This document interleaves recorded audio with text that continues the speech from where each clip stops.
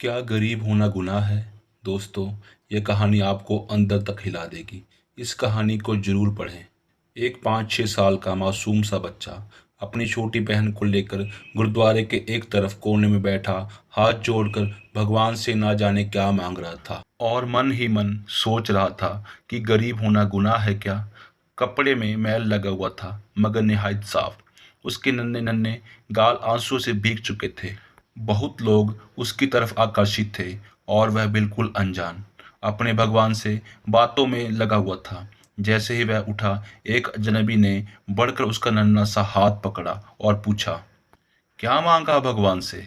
उसने कहा, मेरे पापा मर गए हैं, उनके लिए स्वर्ग मांगा। और मेरी माँ रोती रहती है, उनके लिए सब्र मांगा। और मेरी बहन माँ से कपड़े सामान मांगती है, उसके लिए पैसे मांगे। तुम स्कूल जाते हो?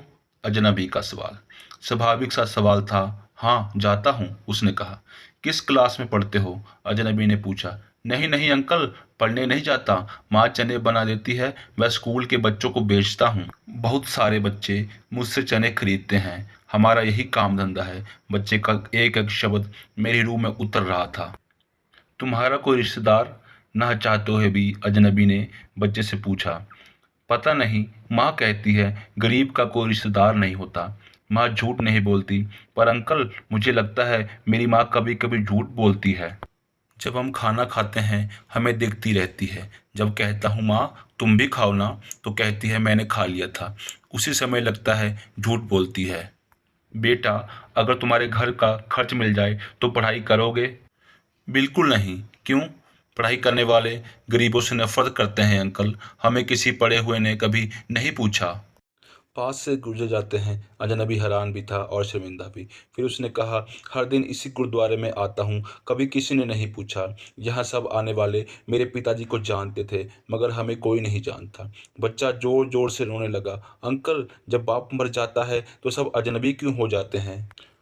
उसके पास इसका कोई जवाब नहीं था, क्योंकि मुझे उस समय तक यह एहसास कराने वाला वह छोटा सा बालक था जिसने मुझे अंदर तक झकझोर दिया था।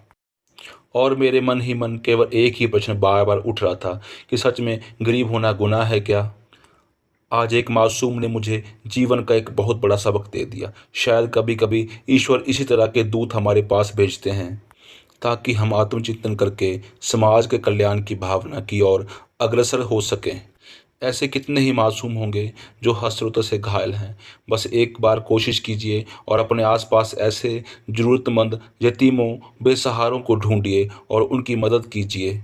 मंदिर गुरुद्वारे में सीमेंट या अन्न की बोरी देने से पहले अपने आसपास किसी गरीब को देख लेना, शायद उसको आटे की बोरी की ज़्यादा ज़रूरत हो। यही दरियादिली आपको एक अच्छा इंसान बनने में मदद करेगी। तभी हम एक बेहतर समाज और देश की परिभाषा को साकार कर सकते हैं। दोस्तों, आज की ये कहानी आपको कैसी लगी? और अच्छी लगी तो हमारे चैनल को लाइक और सब्सक्राइब करें। धन्यवाद।